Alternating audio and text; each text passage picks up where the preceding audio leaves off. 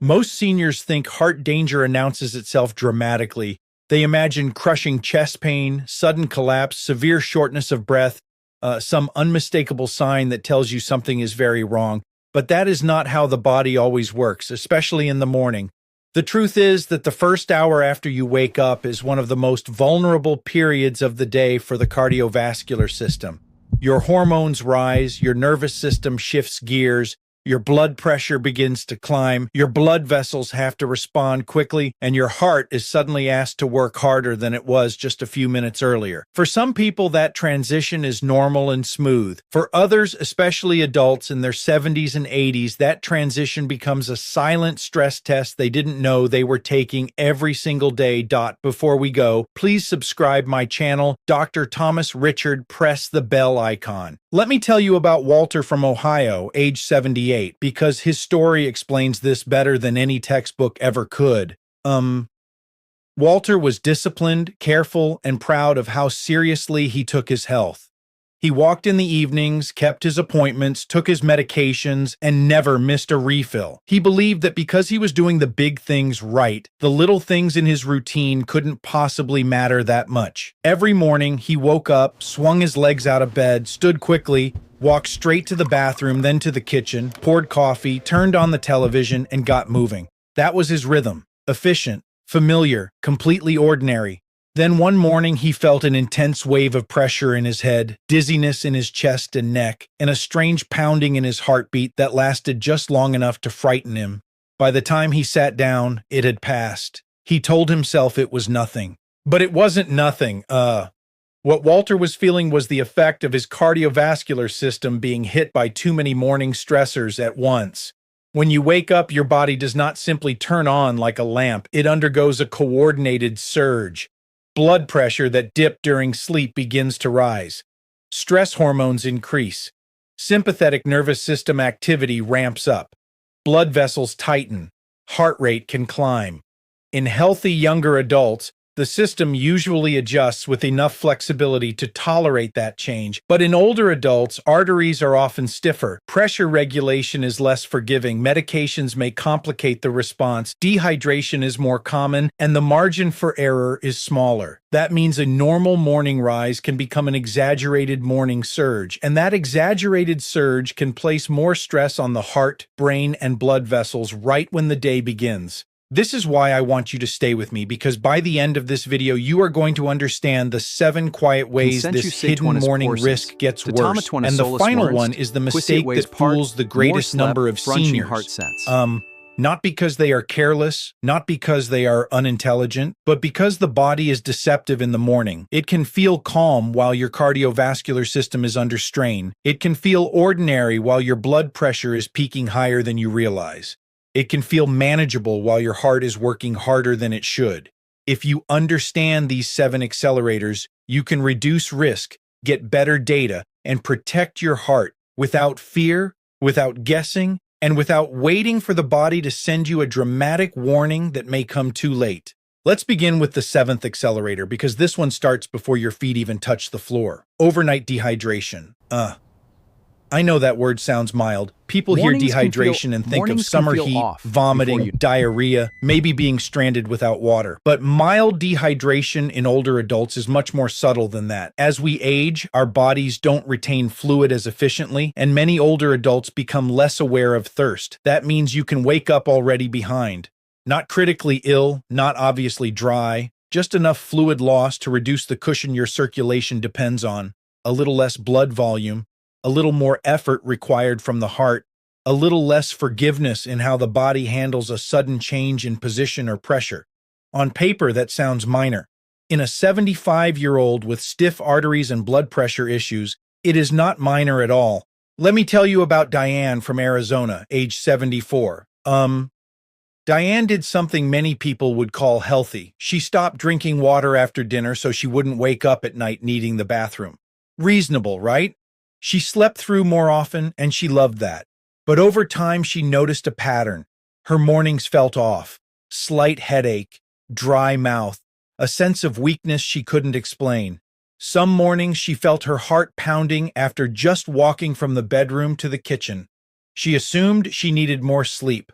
What she did not realize was that she was beginning the day with less fluid than her body needed, and that small deficit was making her morning circulation less stable.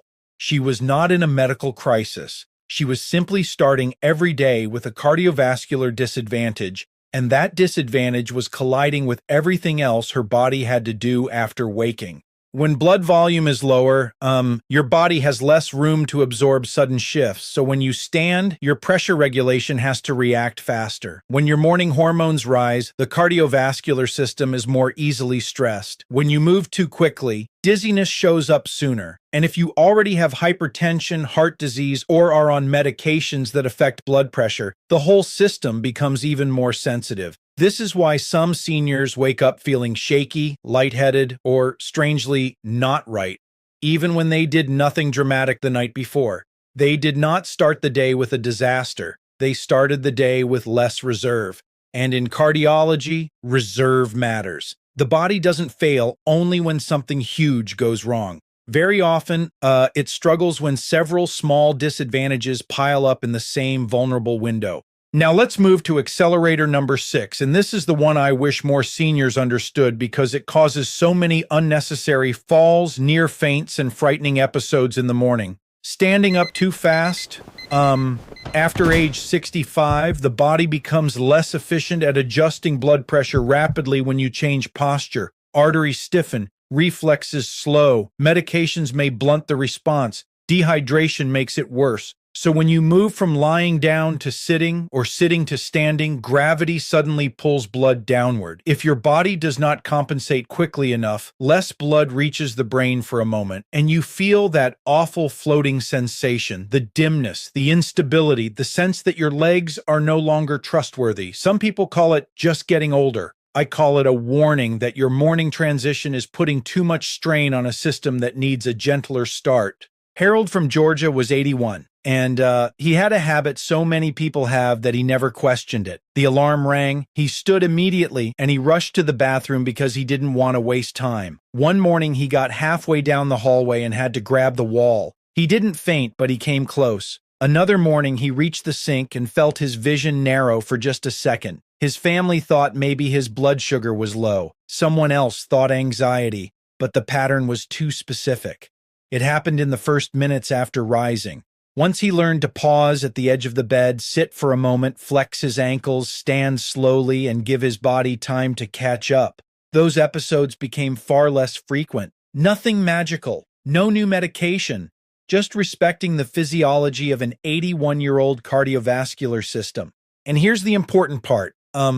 When seniors stand too quickly in the morning, they often think only about the dizziness, but I want you to think about the stress.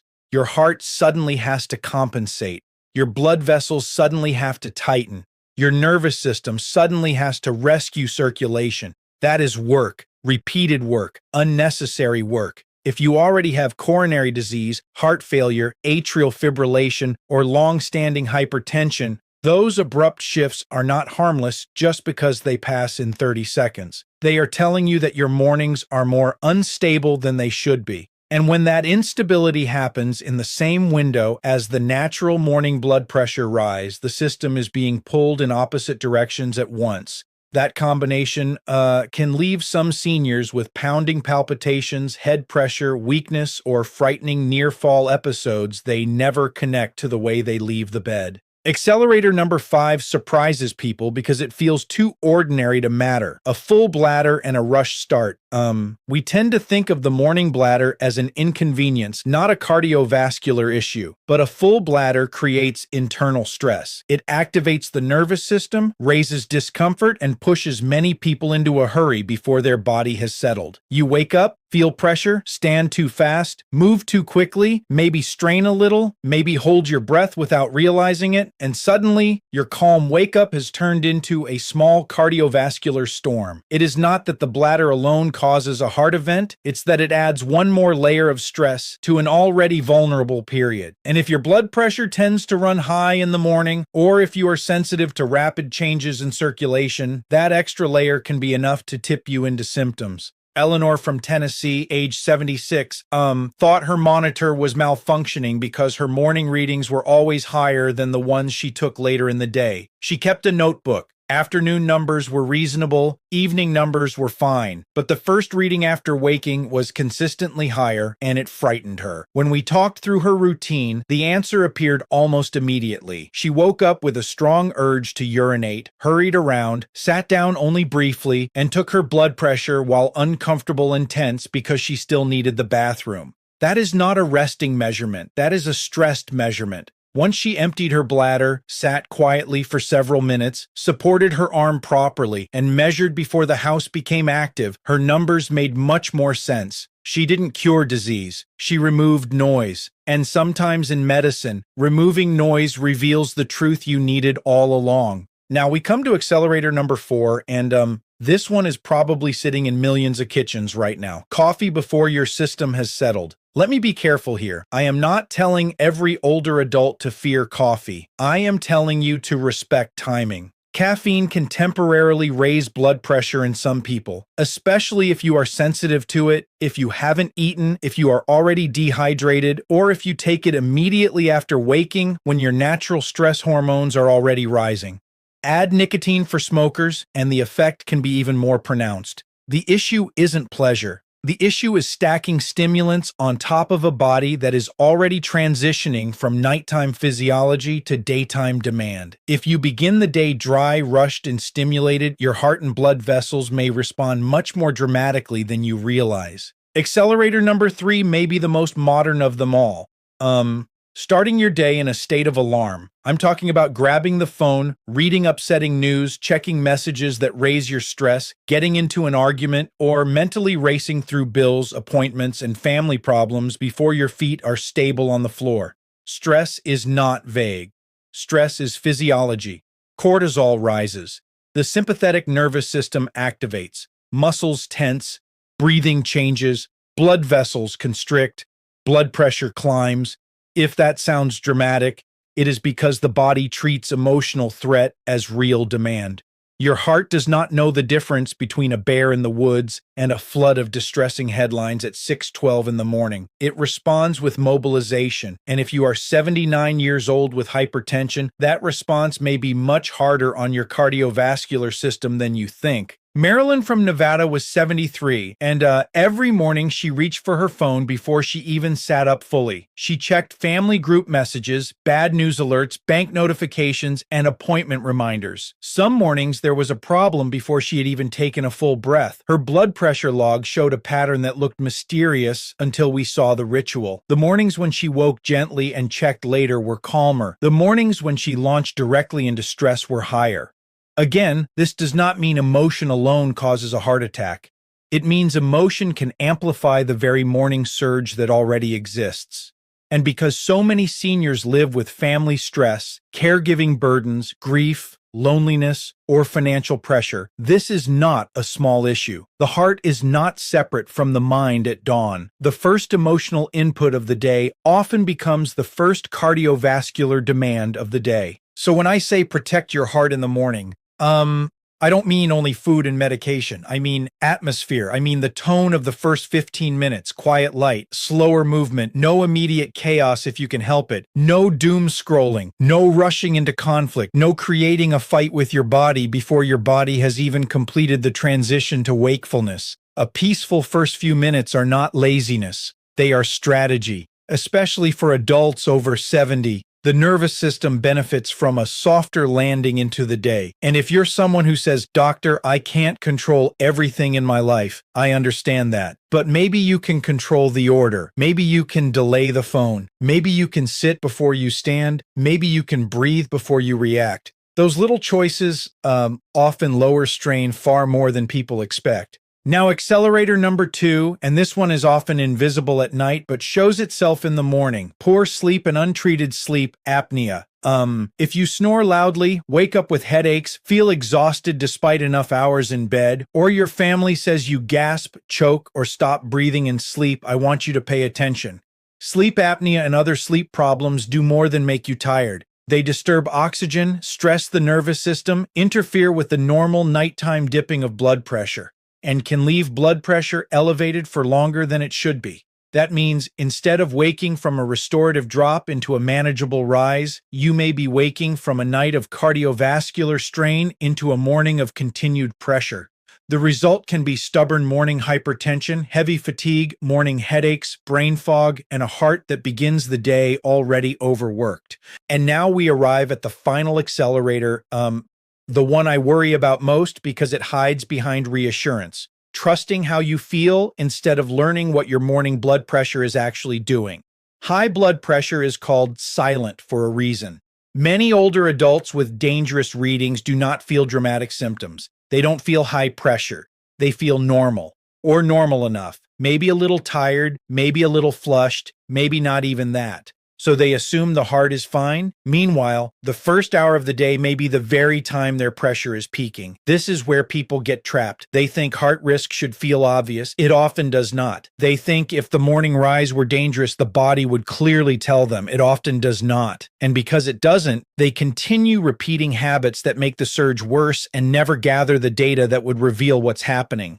Let me tell you about Louise from Michigan, age 79.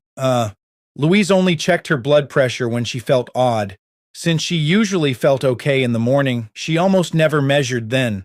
Most of her readings were afternoon readings taken when she was already settled. They looked acceptable, so everyone assumed things were controlled. Then, during a routine visit, she mentioned occasional morning pressure in the head and mild breathlessness while getting dressed, nothing she considered important. We asked her to measure properly in the morning for a week before breakfast, before caffeine, after using the bathroom, after 5 quiet minutes, with 2 readings taken 1 minute apart. The numbers were consistently much higher than the afternoon numbers she had been relying on. That changed her care, not because she became sicker that week, but because we finally saw the window that had been hidden all along. This is why I need to be absolutely clear. The most dangerous sentence in senior heart care is not, "I forgot one pill," or "I had too much salt yesterday." The most dangerous sentence is often, "But I feel fine." Feeling fine is wonderful.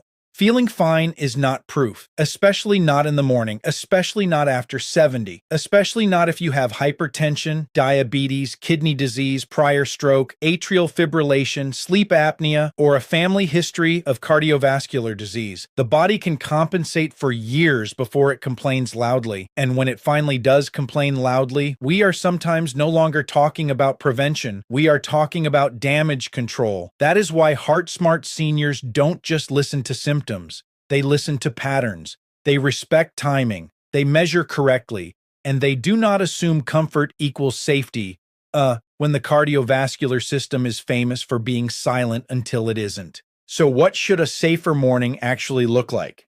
Let's build it step by step, because once you understand the rhythm, you can turn the first hour from a risk window into a protection window. First, do not spring out of bed. Wake up.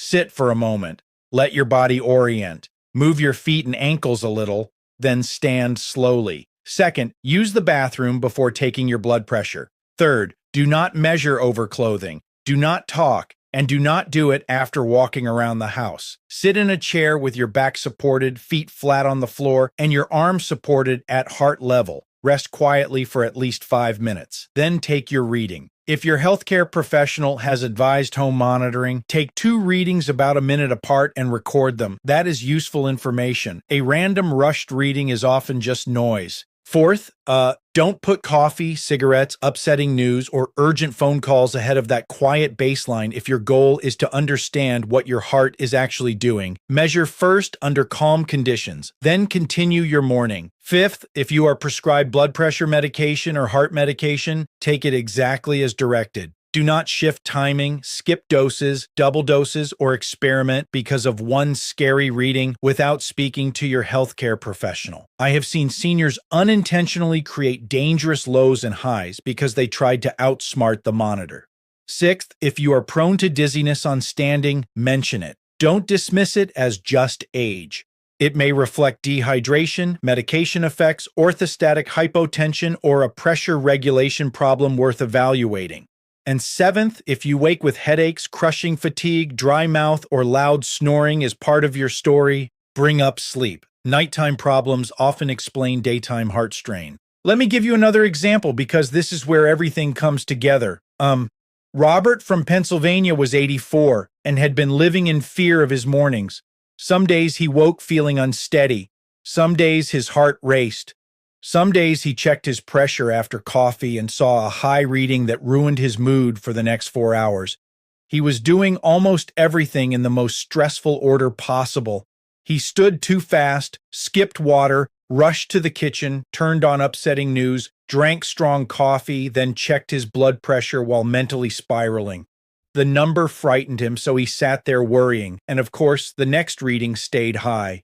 Once we reorganized his morning, slower rising, bathroom first, quiet sitting, proper measurement, then medication, then breakfast and coffee, the chaos eased. His heart had not suddenly become healthier in one day, but his mornings had become far less hostile to it. This is the part many people miss. Protecting the heart is not always about dramatic interventions. Sometimes it is about eliminating the repeated daily friction your cardiovascular system keeps losing to. A body in its 70s and 80s has wisdom, resilience, and incredible adaptability. But it also has less elasticity, less reserve, and less tolerance for being jolted from one state to another. The morning hours are not the time to fight that reality. They are the time to respect it. When seniors honor how the body wakes up, slowly, carefully, predictably, the heart benefits. The blood vessels benefit. The brain benefits. Even confidence improves because fear is often born from unpredictability, and a calmer morning routine creates fewer frightening surprises. Now I want to address something I hear all the time. Doctor, if morning blood pressure is naturally higher, then why should I worry about it? That is an excellent question. Yes, some rise is normal. The issue is not the existence of the rise. The issue is whether the rise is excessive, whether it is being amplified by poor sleep, stress, dehydration, stimulants, bad measurement habits, or uncontrolled hypertension, and whether it is happening in a person whose arteries and heart are already vulnerable. A normal rise is physiology. An exaggerated rise can become pathology. And because you cannot feel the difference reliably, the only safe way to know is through careful patterns, not assumptions. This is where home monitoring, when done correctly, becomes powerful. It gives your doctor a window into the time of day where many problems hide in plain sight. I also want to say this very clearly for anyone listening who has been told, don't be so anxious when they describe morning dizziness, pounding, or head pressure. Please do not let anyone reduce your symptoms to nerves without context. Anxiety can absolutely affect blood pressure, but so can dehydration, medication timing, orthostatic hypotension, sleep apnea, arrhythmia, and uncontrolled morning hypertension. The point is not to panic. The point is to investigate intelligently. If the same pattern repeats, it deserves attention. If symptoms happen mostly after standing, that matters. If they happen mostly after coffee, that matters. If they happen after poor sleep, that matters. If your readings are consistently high in the morning but better later, that matters. Patterns are whispers from the body. By the time they become screams, the situation is often much harder to manage. Let me tell you about Ruth from California, age 77, because her story is one I never forgot. Ruth kept telling everyone that mornings felt fragile. That was the word she used. Fragile. Not sick, not dramatic, just fragile. She woke with a sense that if she moved too fast, thought too hard, or got upset too early, the whole day would tilt in the wrong direction. Her family thought it was emotional sensitivity. Her labs were not alarming. But when we studied her routine, the answer was there. Poor sleep, mild dehydration, fast standing, a full bladder, noisy news, coffee first, blood pressure measured only when she was already rattled. Her fragility had a physiology. Once she learned how to create a softer morning landing, her days became sturdier. That's what I want for you. Not perfection, stability, a day that begins with your heart supported, not ambushed.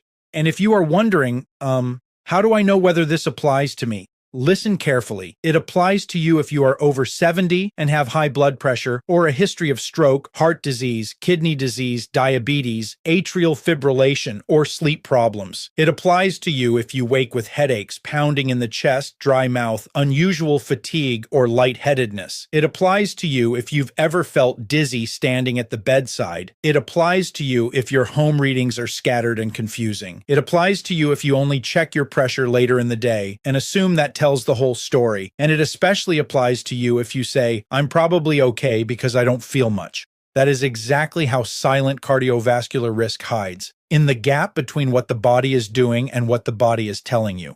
Now let's talk about when this moves from education to urgency. If you ever have chest pain, sudden shortness of breath, new weakness, trouble speaking, new facial droop, severe sudden headache, fainting, or blood pressure readings in an emergency range along with symptoms, that is not a watch and wait morning. That is a call for immediate medical help. One of the problems with repeated false alarms is that people start doubting themselves. They think, maybe I'm overreacting. I do not want that. Learn the difference between a stressful routine problem and a possible emergency, but never let familiarity make you dismiss real warning signs. Seniors get into trouble when every symptom becomes just one of my spells. Protecting the heart means respecting both the quiet risks and the obvious emergencies. And one final thought before I leave you. I do not want you walking away from this frightened of mornings. I want you walking away informed about mornings. Fear paralyzes, knowledge protects. The first hour after waking is not your enemy. It is simply a window that deserves respect, especially if you are 70, 75, 80, or 85. Treat that window carefully, and your heart often responds beautifully. Ignore it, rush it, stimulate it, and misunderstand it, and problems can build quietly.